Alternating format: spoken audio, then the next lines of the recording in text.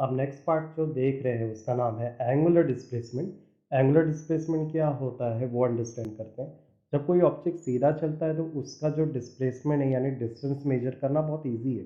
But अगर कोई object circular motion में अगर डिस्टेंस कवर करे तो ऐसे वक्त में साइंटिस्ट लोगों ने एक नया पैटर्न मेथड निकाला जिसको उन्होंने नाम दिया एंगुलर डिस्प्लेसमेंट। तो एंगुलर डिस्प्लेसमेंट होता क्या है? अगर कोई ऑब्जेक्ट सर्कुलर मोशंस में रिवॉल्व हो रहा है तो हम सेंटर से उस ऑब्जेक्ट का डिस्टेंस को देखते हैं। मान लो एक ऑब्जेक्ट है, एक पर्सन है जो पोजीशन ए पर था और पोजीशन ए से वो पोजीशन बी तक पहुंचता है। तो इसने जो डिस्टेंस कवर किया वो, और इस पोजीशन से सेंटर से जो एंगल बन रहा है वो, इन दोनों के कॉम्बिनेशन को मिलाने पर, और दूसरा उसकी पोजीशन जिसे हम आर से रिप्रेजेंट करते हैं, ये सारी चीज़ें कंबाइन होकर इसके डिस्प्लेसमेंट को बताती है। तो एंगुलर डिस्प्लेसमेंट को थीटा से रिप्रेजेंट करते हैं और वो होता क्या है? डिस्टेंस जो कवर किया और पहले से बाद में उसकी पोजीशन क्या है, मतलब आर। तो डिस्टेंस मतलब S upon R is called angular displacement. As we know, हम लोग आर को अगर लेफ्ट साइड ले लें तो हमें फॉर्मूला मिलेगा S equal to R theta. ठीक है। अगर मान लो कि कोई ऑब्जेक्ट बी से एक छोटा सा डिस्टेंस कवर करता है, बहुत ही स्मॉल डिस्टेंस जो नियर बाय जीरो, तो ऐसे वक्त में हम इसे डेल्टा से रिप्रेजेंट करेंगे। डेल्टा वर्ड तभी यूज करते हैं जब किसी ऑब्जेक्ट के डिस्टेंस को बहुत ही माइन्यूट और स्मॉल से रिप्रेजेंट करना हो। तो मैं सेम फॉर्मूला लिखूंगा बट यहाँ पर डेल्टा सिंबल से इसे रिप्रेजेंट करूंगा। So delta represent small distance change और instantaneous angular displacement. Angular displacement की एसआई यूनिट रेडियन है और dimension, there is no dimension for angular displacement. And similarly जैसे मैंने S equal to R theta बनाया था, बिल्कुल इसी तरह से delta S equal to delta R delta theta भी बना सकते हैं। वेक्टर फॉर्म में हम कुछ इस तरह से लिखेंगे इसे। इसका ये जो ऑर्डर है इसे हमें फॉलो करना है। अब आते हैं राइट हैंड थंब रूल। ये रूल तब यूज़ करेंगे जब हमें डायरेक्शन पता करना हो डिस्टेंस के साथ साथ। तो राइट हैंड रूल क्या इंडिकेट करता है कि मान लो अगर कोई ऑब्जेक्ट एंटी क्लॉकवाइज मोशन में रोटेशन कर रहा है तो उस वक्त उसके डायरेक्शन और डिस्प्लेसमेंट किस तरफ होगा वो चीज़ को वो रिप्रेजेंट करता है। फॉर एग्जाम्पल, अगर आपके पास, एक एग्जाम्पल देता हूँ, हेलीकॉप्टर। आपको पता है हेलीकॉप्टर के बारे में? तो हेलीकॉप्टर ऊपर जाएगा या नीचे जाएगा वो निर्भर किस पे करता है? इसके मोशन में। अगर हेलीकॉप्टर के जो विंग्स है वो एंटी क्लॉकवाइज मोशन कर रहे हैं तो हेलीकॉप्टर का जो डायरेक्शन होगा वो ऊपर की तरफ हो जाएगा, वो ऊपर की तरफ उड़ेगा। तो राइट हैंड रूल यही है, चीज़ की हेल्प करता है कि ऑब्जेक्ट के मोशन के बेस पर उसका डायरेक्शन कहाँ पर रहेगा। अगर यही wing right, that means clockwise direction में घूमे तो हेलीकॉप्टर नीचे की तरफ आएगा। Okay. Now next concept is angular velocity. Angular velocity means angle base पर अगर कोई वेलोसिटी हम लोग कैलकुलेट करते हैं, that velocity is called angular velocity. Same example लेंगे। ऑब्जेक्ट ए से बी तक का डिस्टेंस कवर कर रहा है और बी से सी का। पहला एंगल थीटा 1 है, दूसरा एंगल, फाइनल एंगल थीटा 2 है। तो एंगुलर जिस तरह से वेलोसिटी, लीनियर वेलोसिटी का फॉर्मूला है, बिल्कुल सेम उसी तरह से ये फॉर्मूला दिया है। लीनियर वेलोसिटी में हम लोग लिखते हैं distance upon time, change in distance, s2 minus S one upon T, t2 minus T one. तो एंगुलर वेलोसिटी में हम क्या करेंगे? Distance we are represent by theta symbol and time is as it is. Okay. और angular velocity को हम omega symbol से represent करते हैं। एंगुलर वेलोसिटी एक वेक्टर क्वांटिटी है, दैट मीन्स ये डायरेक्शन पे डिपेंड करती है। और अगर मान लो कोई ऑब्जेक्ट बहुत ही स्मॉल डिस्टेंस कवर करता है from position A to B, तो ऐसे वक्त में हम लोग, मान लो वो जो डिस्टेंस है वो नियर बाय जीरो, तो ऐसे वक्त में हम सिंबल में डेल्टा का इस्तेमाल करेंगे और लिमिट, जो कि मैथमेटिक्स का एक कॉन्सेप्ट है जो एक स्मॉलेस्ट डिस्टेंस या स्मॉलेस्ट ऑब्जेक्ट की कैलकुलेशन में यूज होता है, इसका यूज करेंगे। लिमिट के सिंबल को आप डी से भी रिप्रेजेंट कर सकते हो, डी थीटा अपन डी टी। ये सिंबल का मतलब डिफरेंशियल होता है। इस इस्तेमाल सिंबल का भी इस्तेमाल तभी करते हैं जब हम स्मॉल ऑब्जेक्ट की स्टडी करते हैं। नेक्स्ट पार्ट देखेंगे स्टूडेंट्स। इसमें भी राइट हैंड डायरेक्शन रूल्स को फॉलो करता है एंगुलर वेलोसिटी भी। ऐसा यूनिट है रेडियन पर सेकेंड, डायमेंशन है टी का पावर -1। अगर ऑब्जेक्ट एंटी क्लॉकवाइज मोशन करेगा तो उस वक्त एंगुलर वेलोसिटी का जो डायरेक्शन है वो अपवर्ड होगा। ये बिल्कुल एंगुलर डिस्प्लेसमेंट को फॉलो करता है। और क्लॉकवाइज मोशन में जो डायरेक्शन है एंगुलर वेलोसिटी का वो डाउनवर्ड होगा और नेगेटिव होगा। ठीक है। तो एंगुलर स्पीड पे आते हैं।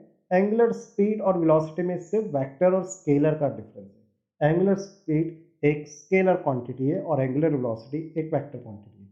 सब पार्ट सेम रहेगा, सिर्फ डिफरेंस है वेक्टर और स्केलर। नेक्स्ट कॉन्सेप्ट की तरफ आते हैं जो है angular acceleration. The average angular acceleration is defined as the time rate of change of velocity. Same ये एंगुलर एक्सेलरेशन बिल्कुल लीनियर एक्सेलरेशन की तरह ही है। लीनियर एक्सेलरेशन क्या होता है? Change in velocity upon time. तो अगर मुझे इसको रिप्रेजेंट करना है सर्कुलर मोशन से, तो हम सिर्फ सिंबल बदलते हैं। एक्सेलरेशन के लिए हम लोग अल्फा सिंबल का यूज़ करते हैं, वेलोसिटी के लिए हमारे पास ओमेगा सिंबल है और टाइम के लिए एज इट इज़ टी का यूज़ करते हैं। तो सेम कॉन्सेप्ट है, सिर्फ सिंबल बदलते हैं क्योंकि ये सर्कुलर मोशन है इसीलिए। तो सेम कॉन्सेप्ट है, तो हम लोग थोड़ा सा फटाफट जाएंगे। फॉर्मूला सेम है, डी ओमेगा अपन डी टी, और अगर स्मॉल चेंज है तो इसे इंस्टेंटेनियस एंगुलर एक्सेलरेशन कहेंगे, और उसको हम लोग इस तरह से रिप्रेजेंट करेंगे, limit delta T into zero delta omega upon delta T is equal to D omega upon D T. ऐसा यूनिट है रेडियन पर सेकेंड और डायमेंशन है टी का पावर -2। ये भी एक वेक्टर क्वांटिटी है। अब आते हैं डायरेक्शंस में। अगर कोई ऑब्जेक्ट का मोशन कोई मान लो एंटी क्लॉकवाइज डायरेक्शन में, उस वक्त एंगुलर वेलोसिटी और एंगुलर एक्सेलरेशन का डायरेक्शन अपवर्ड होगा, पॉजिटिव होगा, यानी सेम होगा। ये कब होगा? जब उस ऑब्जेक्ट की स्पीड कंटिन्यूस इंक्रीज होते जा रही है तब। मान लो अगर ऑब्जेक्ट की स्पीड धीरे धीरे कम होती जा रही है, तो ऐसे वक्त में एंगुलर वेलोसिटी का डायरेक्शन तो अपवर्ड ही होगा, बट एंगुलर एक्सेलरेशन का डायरेक्शन डाउनवर्ड होगा। कब? जब सेम डायरेक्शन हो बट स्पीड धीरे धीरे कम होते जा रही है तब। ठीक है। In small interval of time delta t, the particle move from A to B at distance delta s. We know that ऐसे केस में हम लोग किस तरह से इस पार्टिकल का एक्सेलरेशन फाइंड आउट कर सकते हैं। यहाँ पर हम लोग जो कॉन्सेप्ट देख रहे हैं वो है relationship between linear velocity and angular velocity. अब मान लेते हैं, हमें ये देख बोलने का मतलब ये है कि यहाँ पर लीनियर वेलोसिटी और एंगुलर वेलोसिटी ये दोनों बराबर होते हैं। तो ये कैसे पता करेंगे?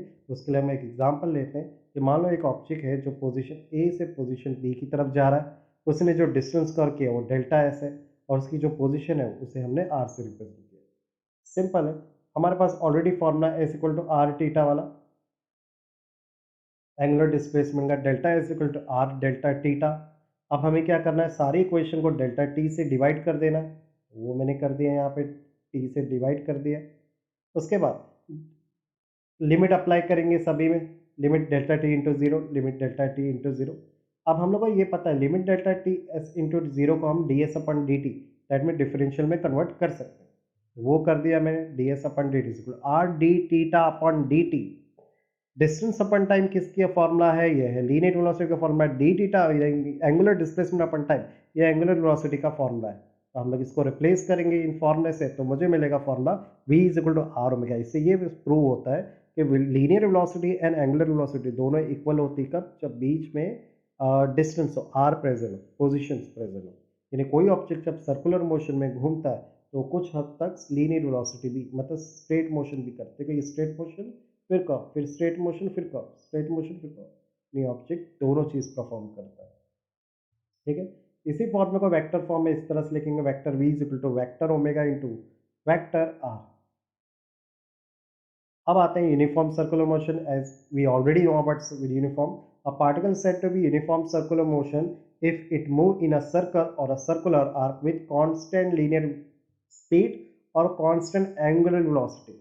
यहाँ पर आप देख सकते हैं मून का जो मोशन है वो कांस्टेंट स्पीड में घूम रहा है अर्थ के इर्द गिर्द। इन uniform circular motion particle cover equal distance in equal interval, यानी हर एक प्लेस पर वो इक्वल डिस्टेंस कवर कर रहा है इक्वल इंटरवल ऑफ टाइम में। In uniform circular motion a particle take same time to complete each revolution.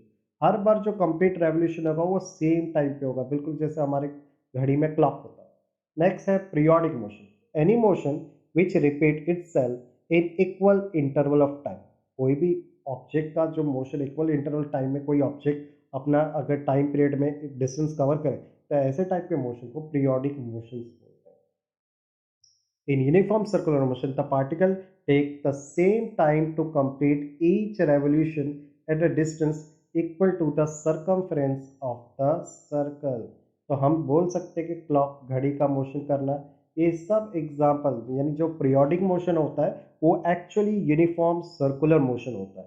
तो हम लोग बोल सकते हैं कि uniform circular motion also called periodic motion. अब आते हैं नेक्स्ट कॉन्सेप्ट की तरफ, टाइम पीरियड। टाइम पीरियड को हम लोग रिप्रेजेंट करते हैं कैपिटल टी से। The time taken by a particle perform uniform circular motion to complete one revolution. तो भाई ये इंपॉर्टेंट है, कोई भी ऑब्जेक्ट जब एक कंप्लीट रेवोल्यूशन कवर करता है, एक कंप्लीट सर्कुलर मोशन कवर करता है, एक कंप्लीट एक सर्कल कवर करता है, तो ऐसे टाइम उसे जो टाइम लग रहा है उस एक कंप्लीट सर्कल मोशन करने में, उसे बोलते हैं टाइम पीरियड। तो टाइम पीरियड के लिए हम लोग स्पीड का फॉर्मूला हमें पता है, स्पीड है डिस्टेंस अपॉन टाइम। अब रिप्लेस करेंगे, टाइम को इधर लेंगे, स्पीड को राइट साइड, तो हमें बनेगा time is period is equal to circumference of the of circle upon speed. Correct. Circumference of circle का फॉर्मूला क्या है, 2 पाई आर, और स्पीड का फॉर्मूला है v। करेक्ट। ना v का फॉर्मूला हमें पहले से पता है, v क्या होता है, आर ओमेगा, हम लोग पहले से ही जानते हैं। तो v की जगह मैं आर ओमेगा लूंगा, r से r कट गया, तो t मिलेगा मुझे 2 पाई अपॉन ओमेगा। तो टाइम पीरियड का एक और नया formula, t is equal to 2 pi upon omega. अब ओमेगा और t को रिप्लेस करेंगे तो हमें एक और नया फॉर्मूला मिलेगा एंगुलर वेलोसिटी का, जो है omega is equal to 2 pi upon T. चलो आते हैं नेक्स्ट की तरफ, फ्रिक्वेंसी की तरफ। फ्रिक्वेंसी को हम लोग एन से, कभी न्यू से, अलग अलग सिंबल से रिप्रेजेंट करते हैं। फ्रिक्वेंसी क्या होगा, अगर कोई ऑब्जेक्ट एक सेकंड में कितना मोशन कवर करता है, कितना सर्कुलर मोशन कवर करता है, उसे बोलते हैं फ्रिक्वेंसी ऑफ रेवोल्यूशन। ठीक है। तो एक सेकंड में कितना टाइम पीरियड, कितना टाइम, एक सेकंड में, एक सेकंड के टाइम में, दैट मीन्स 1/t के टाइम पे कितना वो रेवोल्यूशन कवर करता है, दैट इज कॉल्ड फ्रिक्वेंसी। तो can we write like this, n is equal to 1/t। T का वैल्यू हमें पता है 2 पाई अपॉन ओमेगा है, ओमेगा जाएगा ऊपर तो n हो जाएगा, n is equal to omega upon 2 pi. अब हम लोग क्या करेंगे, 2 पाई को ले लेंगे लेफ्ट साइड, तो मेरे पास एंगुलर वेलोसिटी का एक और नया फॉर्मूला है जो फ्रिक्वेंसी बेस पर है, और वो है omega is equal to 2 pi N. Unit क्या है, फ्रिक्वेंसी की यूनिट कॉमन होती है, हर्ट्स, एच जेड डायमेंशन है, टी का पावर माइनस। अब वापस से आते हैं uniform circular motion as unaccelerated motion. कहते हैं कि जो यूनिफॉर्म सर्कुलर मोशन है वो एक एक्सेलरेटेड मोशन है। इसको नेक्स्ट वीडियो में कवर